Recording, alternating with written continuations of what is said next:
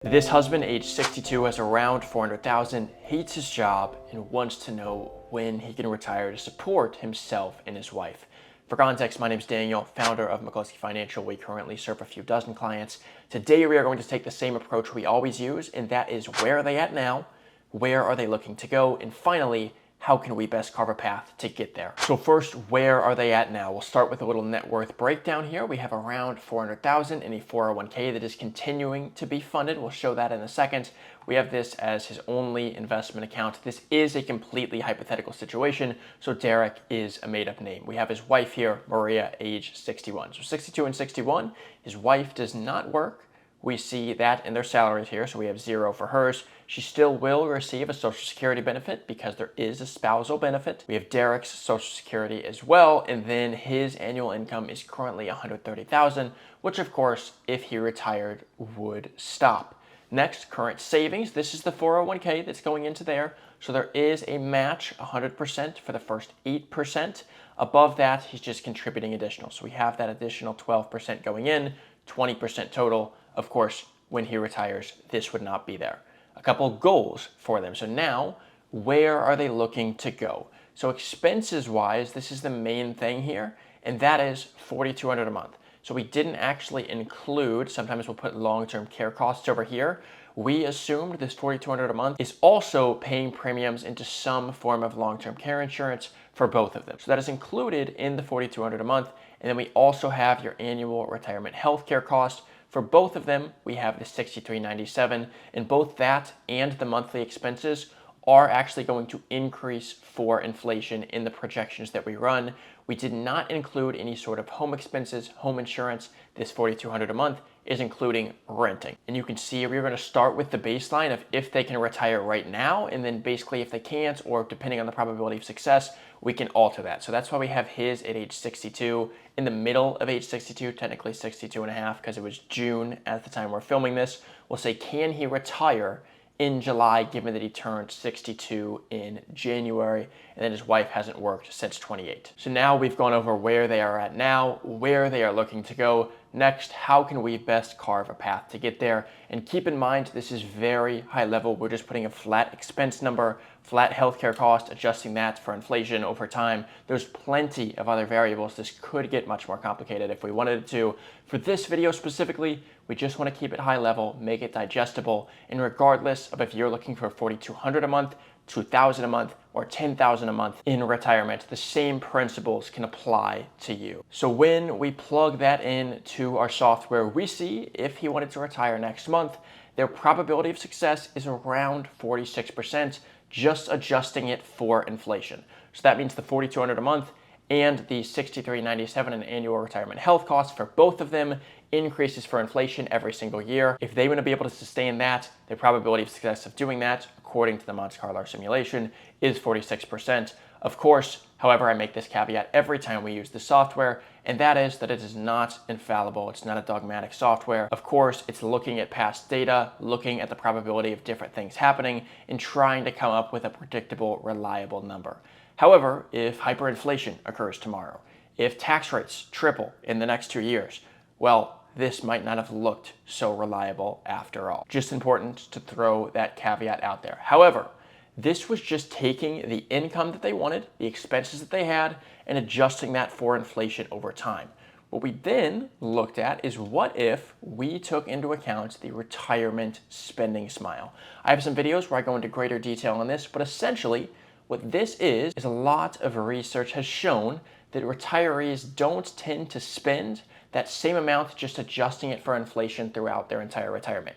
Now, you very well may do that, but in general, a lot of the time, retirees, relative to inflation, actually kind of dip how much their cost of living is, and then it goes back up later in retirement. So kind of like a smile, like a U there.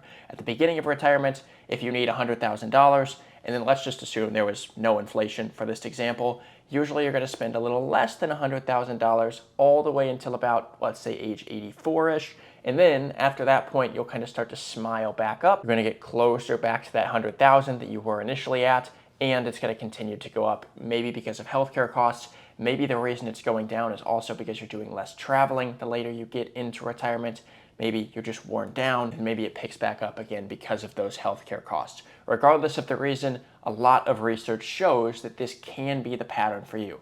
Again, might not be for everyone, but when we take that into account, we see the probability of success shoot up from 46 all the way to 87. Now, two things I want to show here, especially for this specific couple, hypothetical couple. We have in just the baseline projection, that's the 87%. We see the yellow here coming out from their investment accounts to get them that probability of success of 87%. So if everything just went exactly as they projected, which of course the only thing we know with any sort of game plan is that it's not going to do that, then they would be just fine. 74% of income would be stable there, of course. However, if we had a bad decade, of course, because there is that sequence of returns risk, basically saying, what happens if you retire today and tomorrow the market goes down, and then the next year it's flat, and then the next year it goes down, and then it starts to come back? Well, if you were 20 years old and you could afford to take those risks, that might not be a big deal. If you just retired and the market goes down right when you retire, but you're still pulling out to pay for your lifestyle, well, you don't have as much money in there to be able to catch all of that rebound.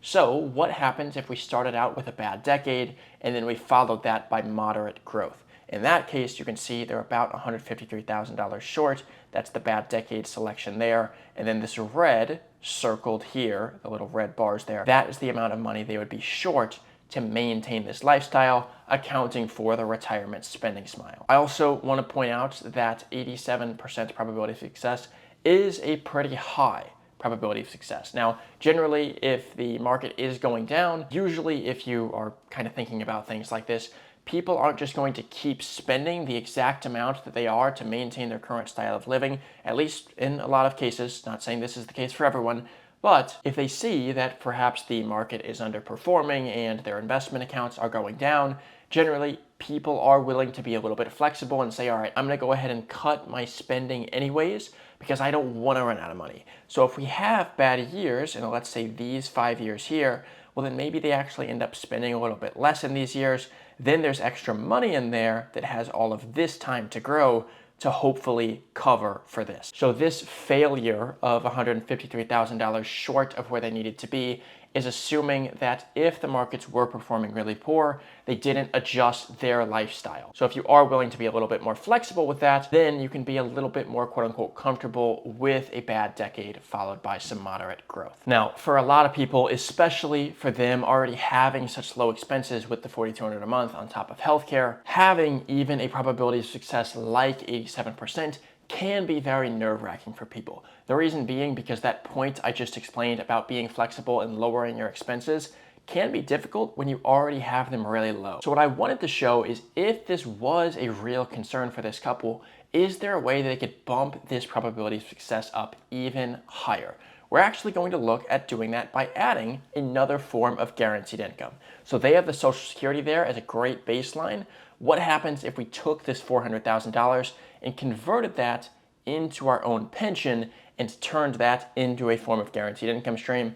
What would that look like for us? So first we have here, I added an annuity, the $400,000 being converted into a joint annuity for the two of them, meaning if one of them passes away first, the other would still continue to receive that $23,000. And then because I did that and they don't need $23,000 every single year, especially in those early years, that would actually kick them above what their cost of living would be. We went ahead and decided to do $23,000 in each year before they actually needed $23,000 minus what they actually needed. We took the difference and then we said, okay, what if we received the $23,000 and then we took the difference and put it into a taxable account? What would that look like? So you could see we added in all of that all the way from 2026 down to whatever year this was, but a lot of years, over 10 years there, where we're taking the additional, putting it into a taxable account. And then to, again, be on the safe side here, we're going to assume it's a bad decade followed by moderate growth for all of that money that we're putting in a taxable account. Again, still none of this is guaranteed,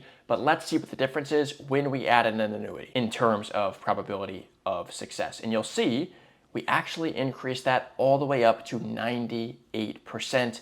And this is with a bad decade followed by moderate growth. You can see there is no red bars here because there isn't an income shortage. 98% of the income is stable. Now, I will point out that when you use this approach, they are going to be, probably at least, not guaranteed, but less likely to leave an inheritance, because you are kind of quote unquote sacrificing that because you're entering into this pension contract with a private insurance company.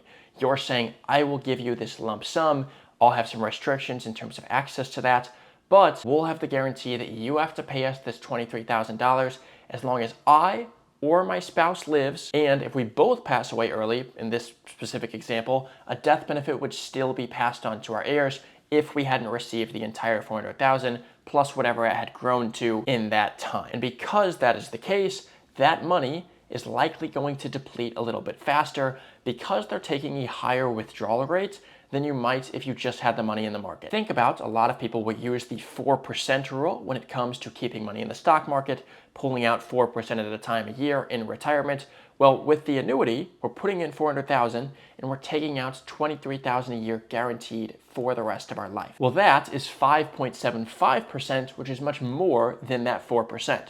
So since that is the case, even though this number does not adjust for inflation, we are withdrawing much more than we might have otherwise. Since that's the case, of course, the $400,000 is more likely to run out quicker. Again, not guaranteed, but since you make that trade-off, you have the income there forever, you just might be a little less likely to leave an inheritance if you were keeping the money in the market. However, if you kept the money in the market and you had a really bad decade, you might not have left any inheritance and you might not have even had any income. None of those are guaranteed, but of course, if we guarantee the $23,000 a year from the annuity with the $400,000 that we funded, and then we took the difference here, you can imagine kind of shaving off some of this light blue here and put it away in a taxable account, still assuming a bad decade followed by moderate growth, then it would be able to make up for, in this example, all of this yellow, the additional money that we would actually need to live here. So when can they retire? Well, if we're using this strategy here, they might just be able to do this right away.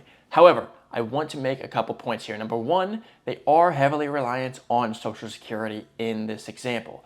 If there are changes to Social Security in terms of how it's taxed, in terms of reducing benefits, for example, this could drastically affect them, and maybe they would need to really cut back their lifestyle, even though that might be difficult, even though that probability of success is showing 98%. So it's important to run stress tests for that. Also, what if we have a fiat currency crisis, essentially meaning that the dollar goes less far because inflation is increasing at a faster and faster rate. Essentially, the government prints much more money than they were otherwise, or they're making quote unquote more credits than they were otherwise, and the dollar goes less far. If that's the case, of course, because the annuity doesn't adjust for inflation, and assuming that the cost of living adjustment rider actually keeps up with that in Social Security, let's assume that it does still just with the annuity, or if you even had the money in the market, then this doesn't quite look as pretty. And finally, I've talked about this in greater detail in other videos, but it is worth considering that when someone is going to retire, it's always more preferable to be running towards an ideal retirement, a lifestyle that you have kind of planned, you know what you're going to do, you have these things you want to accomplish, you're kind of treating the day or the week like your own little business, you're looking forward to doing it, as opposed to running from something that you hate. If you're within 10 years of retirement in the US, subscribe. I release videos for you twice a week on how to do that peacefully.